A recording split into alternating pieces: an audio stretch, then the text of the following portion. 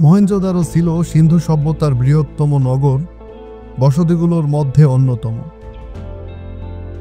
এটি পাকিস্তানের সিন্ধু প্রদেশের লারকানায় অবস্থিত।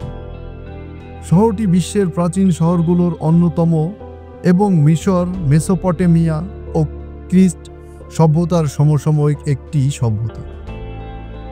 এর প্রত্নতাত্ত্বিক নিদর্শন বর্তমানে ইউনেস্কোর বিশ্ব ঐতিহ্যে স্থান পেয়েছে।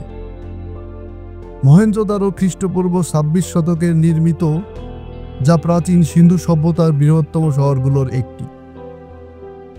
সিন্ধু সভ্যতা বর্তমান পাকিস্তান ও উত্তর ভারতে ছিল, যার প্রধান শহর ছিল হরপ্পা, মহেঞ্জোদারো, লোথান, ধলাভিরা, কালিবাঙ্গাল ও রাখিগাড়ি, যার মধ্যে মহেঞ্জোদারো সে সময়ের পুরকৌশল ও নগর পরিকল্পনায় শ্রেষ্ঠ ছিল।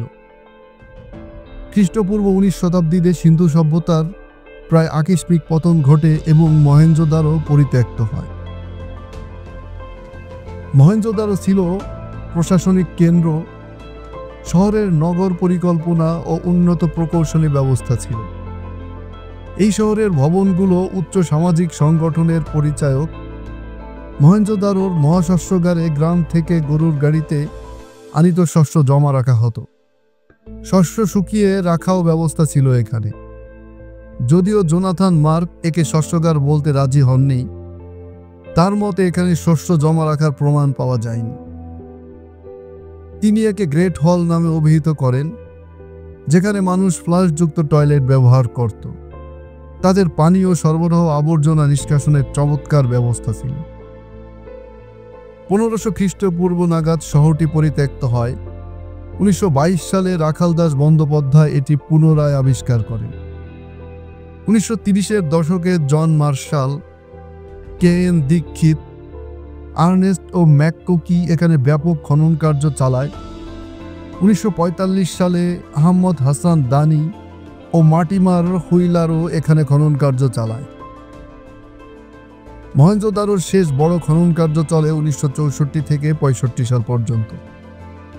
এরপর উন্মুক্ত স্থাপনাগুলো আবহাওয়াজনিত কারণে ক্ষতিগ্রস্ত হচ্ছে দেখে এখানে খনন কার্য নিষিদ্ধ করা হয়। এরপর থেকে এখানে কেবলমাত্র রক্ষণমূলক খনন কার্য ও রক্ষণাবেক্ষণ প্রকল্পেরই অনুমোদন দেওয়া হয়। খনন করে এখানে অনেক নিদর্শন পাওয়া যায়, যেমন বসা ও দাঁড়ানো মূর্তি, তামা ও পাথর, দাড়িপাল্লা ও ওজন, স্বর্ণ ও জ্যাসপার গয়না ও শিশুদের খেলনা। এখানে প্রাপ্ত অনেক প্রাণবন্ত ভারত ও পাকিস্তানের জাদুঘরে সংরক্ষিত আছে।